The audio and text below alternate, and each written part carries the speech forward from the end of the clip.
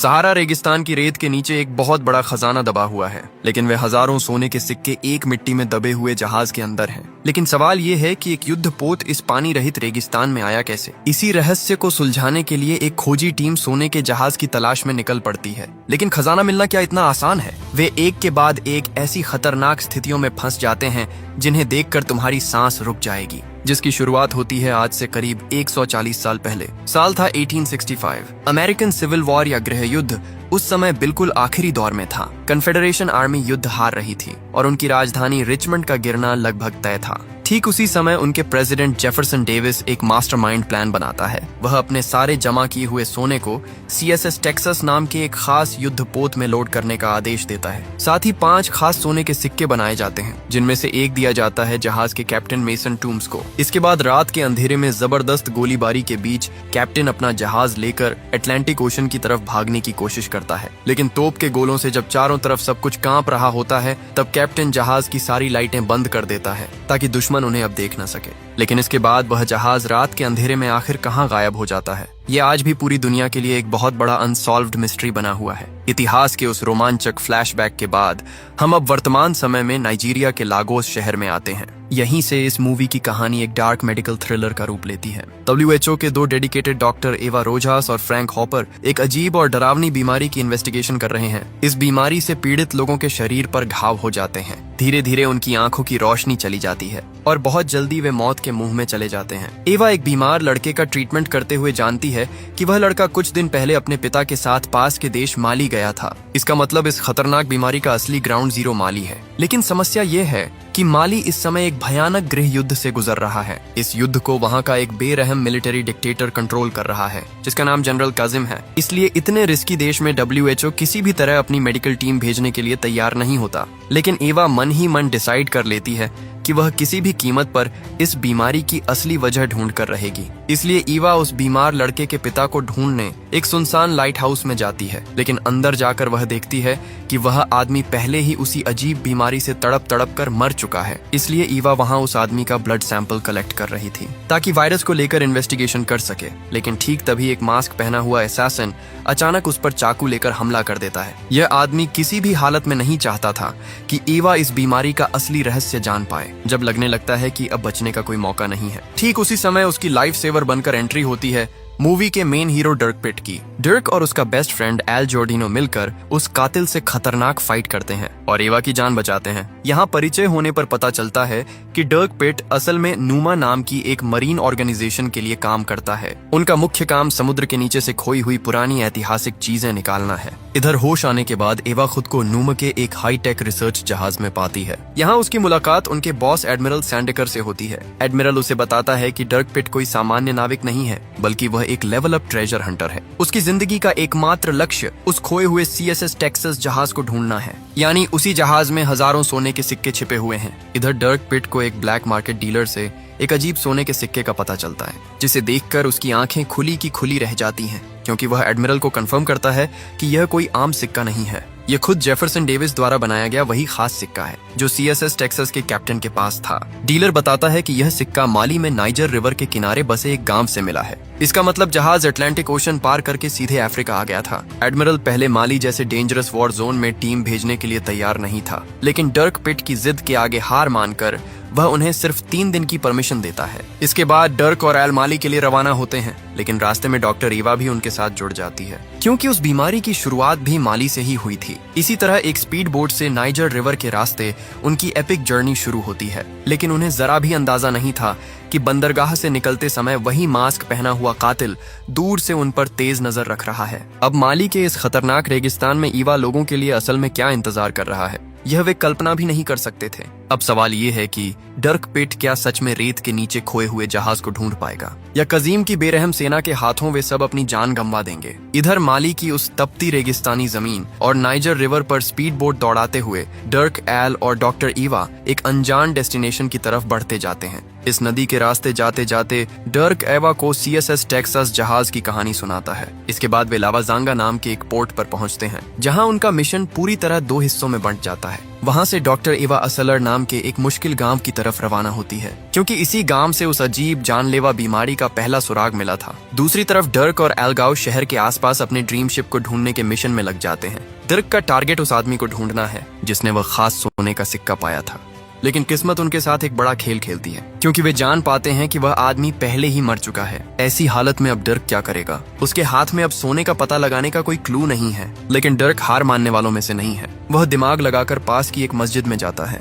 और वहाँ के इमाम से बात करता है। यहाँ मस्जिद के इमाम पुराने रिकॉर्ड और किताबें देखकर डर्क को ऐसी इन्फॉर्मेशन देता है जिसे सुनकर डर्क का दिमाग घूम जाता है। 140 साल पहले एक बड़े तूफान के बाद एक बुरी तरह टूटा फूटा जहाज इस लावाजंगा पोर्ट की तरफ बहकर आया था, लेकिन उस जहाज में कोई भी जिंदा नहीं बचा था। इस वजह से लोकल लोग उस भूतिया जहाज को देखकर बहुत डर जाते हैं और वह धीरे धीरे गांव शहर की तरफ बह जाता है। ये सुनकर डर्क और एल का एक्साइटमेंट लेवल बिल्कुल छोटी पर पहुंच जाता है। वे अब फैसला करते हैं कि नदी के तल को अच्छी तरह खंगाला जाएगा, इसलिए वे गोल्ड डिटेक्टर से नदी के नीचे जहाज के मलबे को ढूंढना शुरू करते हैं। लेकिन जहाज की जगह उन्हें नदी के तल में अजीब लाल रंग की काई मिलती है। नदी के नीचे ऐसी काई होने का मतलब है कि पानी में ऑक्सीजन लेवल बिल्कुल 0 है और उसमें कोई खतरनाक केमिकल मिलाया जा रहा है। ठीक इसी समय कहानी की दूसरी तरफ फ्रेंच बिलियनर ईव मसार्ड और माली के डिक्टेटर जनरल कजीम के बीच एक डार्क डीलिंग या सीक्रेट मीटिंग चल रही होती है। यहाँ मसार्ड किसी भी हालत में नहीं चाहता कि बाहरी दुनिया या WHO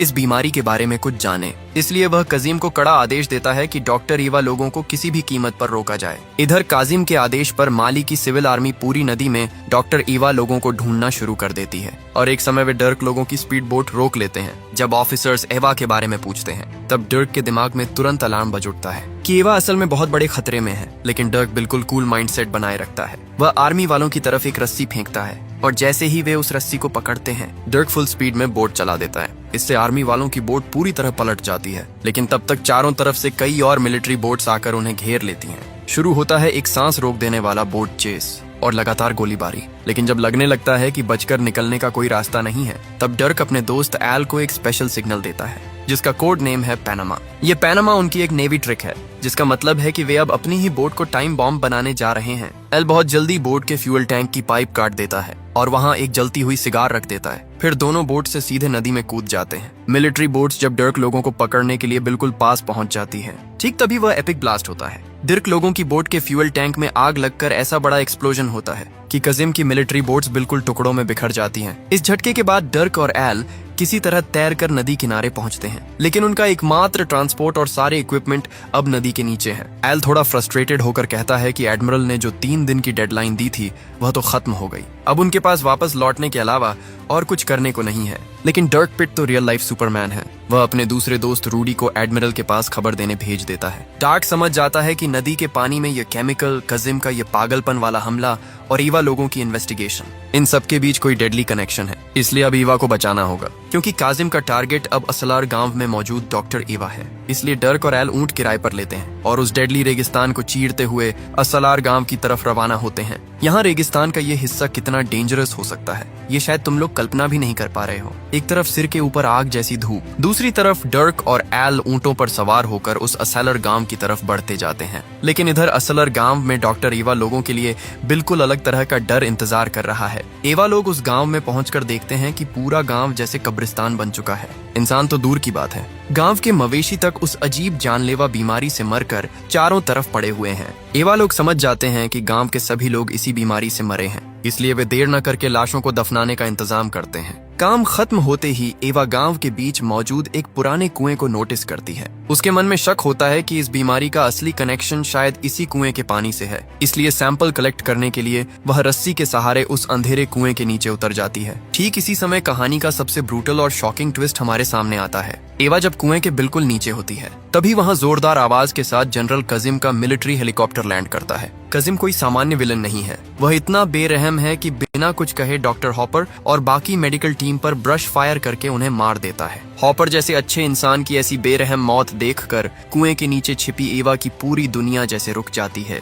काजिम अपने सैनिकों को आदेश देता है कि पूरे गांव को अच्छी तरह छानकर एवा को ढूंढो, क्योंकि वह कोई भी क्लू जिंदा नहीं छोड़ना चाहता। इसके बाद काजिम अपने हेलीकॉप्टर से वहां से चला जाता है, लेकिन उसके सैनिक ईवा को ढूंढने के लिए बंदूकें लेकर चारों तरफ फैल जाते हैं। एवा उस घने अंधेरे कुएं में सांस रोककर किसी तरह चुप बैठी रहती है, क्योंकि ऊपर जाते ही उसे पक्का मौत का सामना करना पड़ेगा। इधर दूर से गोलीबारी की ये खतरनाक आवाज सुनकर डर्क और एल समझ जाते हैं कि ईवा लोग बहुत बड़े खतरे में हैं।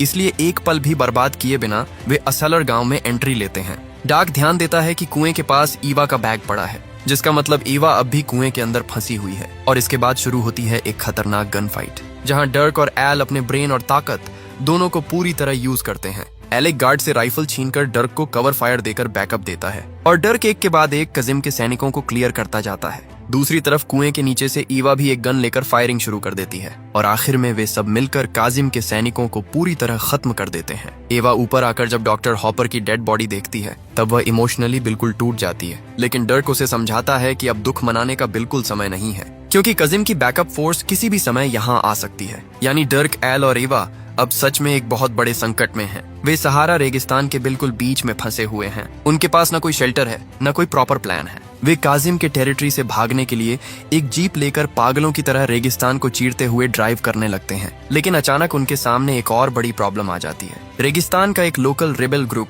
उन्हें चारों तरफ से घेर लेता है। इन लोगों को टुआरेग कहा जाता है। इन टुरेग लोगों के लीडर का नाम मोडिबो है, जो जनरल कजिम का सबसे बड़ा दुश्मन है, लेकिन डर्क लोग ये नहीं जानते, इसलिए वे मजबूर होकर इस रेबल ग्रुप के सामने सरेंडर कर देते हैं। अब सवाल ये है कि क्या मोडिबो डर्क लोगों को कजिम का स्पाई समझकर मार देगा या उनकी हेल्प करेगा? और उस गांव के कुएं के पानी में असल में ऐसा क्या मिलाया गया था जिसकी वजह से इतने लोग मर गए? रुको, उसका जवाब थोड़ी देर में मिलेगा। इधर डर्क और ईवा लोगों की किस्मत अच्छी कहनी पड़ेगी, क्योंकि टुरेग लीडर मोडिबो ने उन्हें काजिम का स्पाई समझकर नहीं मारा, बल्कि उनका असली मकसद जानने के बाद उन्हें एक गुप्त जगह ले जाता है। वहां जाकर डॉक्टर ईवा जो देखती है, उससे उसके आंसू रोकना मुश्किल हो जाता है। एक पूरी गुफा के अंदर सैकड़ों लोग मौत से लड़ रहे हैं, छोटे छोटे बच्चे दर्द से तड़प रहे हैं और सबके शरीर पर उसी जानलेवा बीमारी के लक्षण हैं। ईवा एक सेकंड भी टाइम वेस्ट नहीं करती। वह तुरंत अपना मेडिकल किट निकालकर उस इलाके का पानी टेस्ट करने बैठ जाती है और रिजल्ट हाथ में आते ही वह डर्क से जो कहती है, उसे सुनकर सबके पैरों के नीचे से जमीन खिसक जाती है।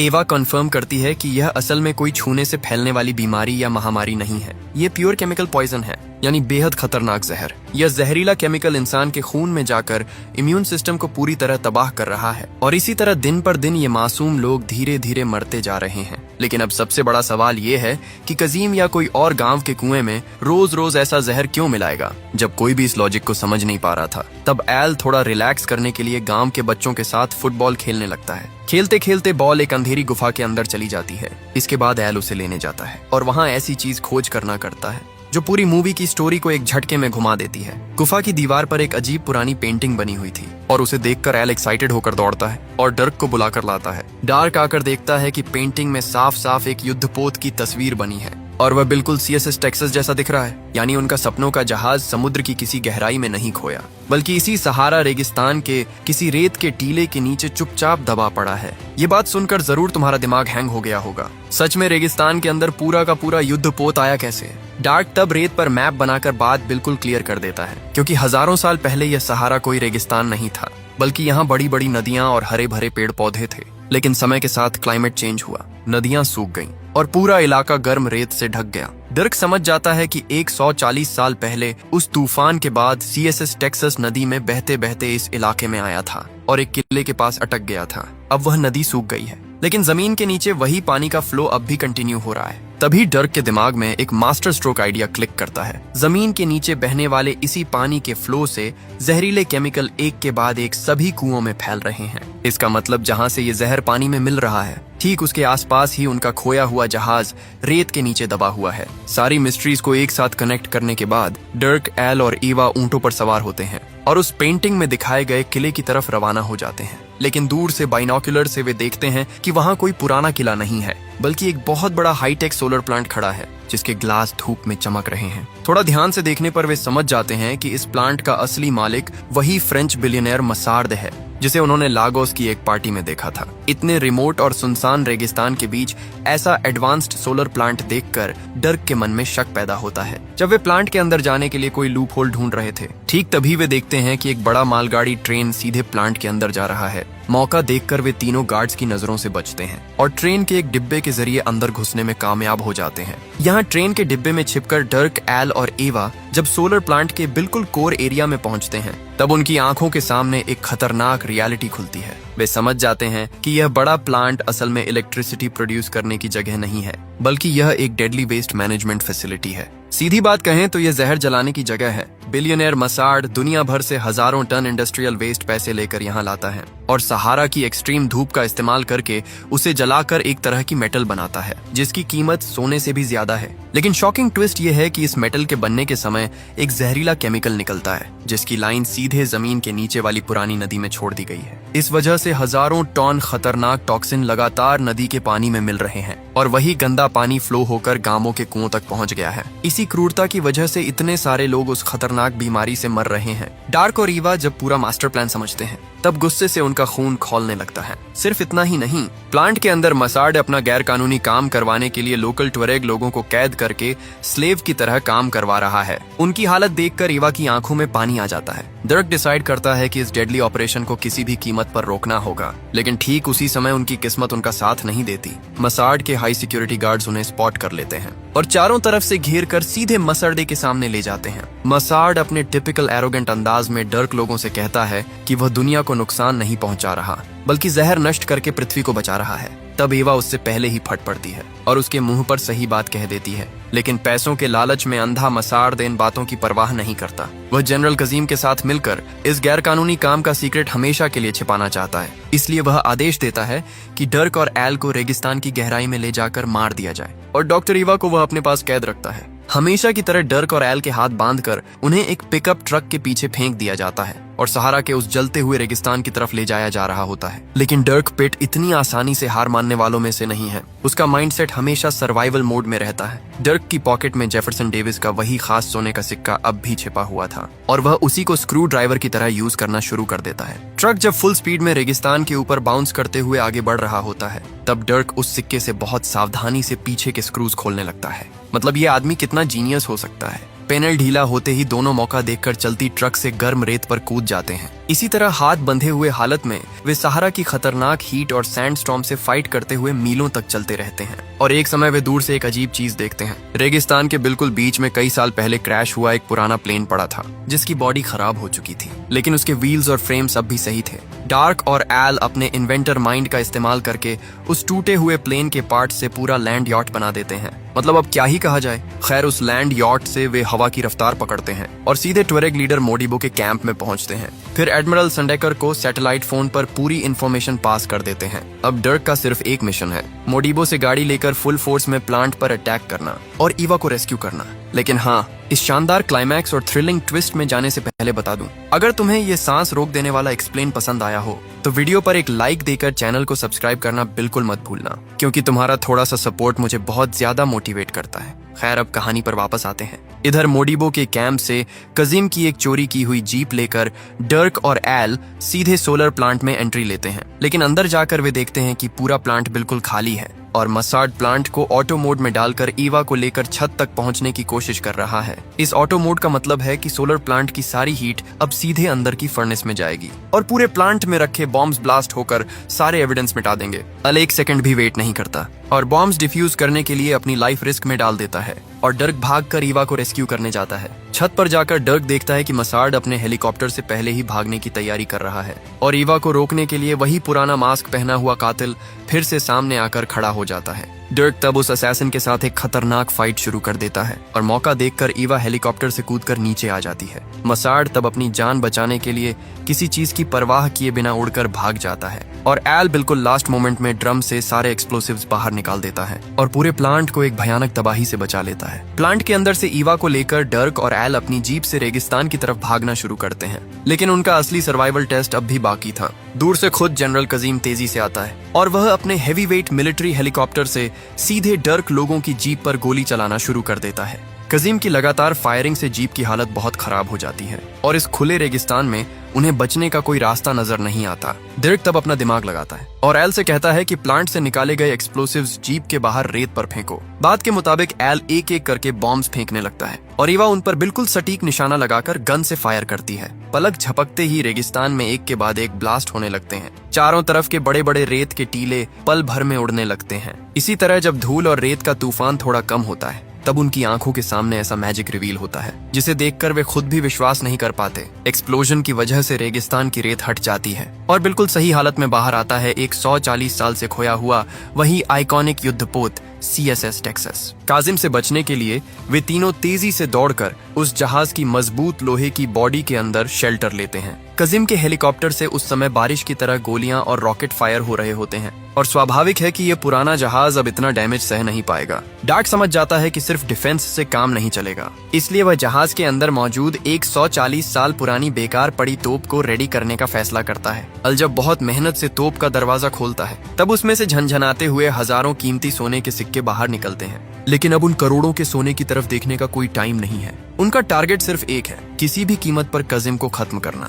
ईवा तोप के अंदर एक सॉलिड आयरन का गोला लोड करती है और डर्क बिल्कुल परफेक्ट टाइमिंग पर काजिम के हेलीकॉप्टर को निशाना बनाकर वह गोला फायर कर देता है। पुरानी तोप का वह भारी लोहे का गोला सीधे जाकर काजिम के हेलीकॉप्टर के अंदर लगता है, लेकिन इस चोट से काजिम डरता नहीं बल्कि हंसने लगता है क्योंकि इससे हेलीकॉप्टर को कोई खास नुकसान नहीं हुआ था। लेकिन जैसे ही गोले के अंदर लगी रस्सी की आग पूरी तरह जल जाती है, पल भर में एक खतरनाक एक्सप्लोजन होता है। पलक झपकते ही काजिम का हेलीकॉप्टर टुकड़े टुकड़े होकर क्रैश कर जाता है। मेन विलन काजिम खत्म हो जाता है। इसके बाद उसकी बड़ी सेना जब डर्क लोगों को घेर लेती है तब कहानी में एक और सरप्राइज ट्विस्ट आता है। काजिम के लोग हैरान होकर देखते हैं कि उनके चारों तरफ ट्वारेग लीडर मोरिबो की बड़ी सेना पहले ही उन्हें घेर चुकी है, इसलिए कोई रास्ता न देखकर वे बिना फाइट किए सीधे सरेंडर कर देते हैं और इस जीत के साथ माली के आम लोगों को उनकी लंबे समय से चाही गई आजादी वापस मिल जाती है। डार्क जहाज में मिला वह करोड़ों का खजाना उन्हीं गरीब ट्वारेग लोगों के लिए छोड़ देता है ताकि वे ठीक होकर एक सामान्य जिंदगी जी सकें। इसके बाद हम एडमिरल संडेकर को देखते हैं जो अमेरिका की गवर्नमेंट के साथ एक सीक्रेट डील कर लेता है। उस डील के मुताबिक एक CIA एजेंट भेष बदलकर मसाड के हाइडआउट में जाता है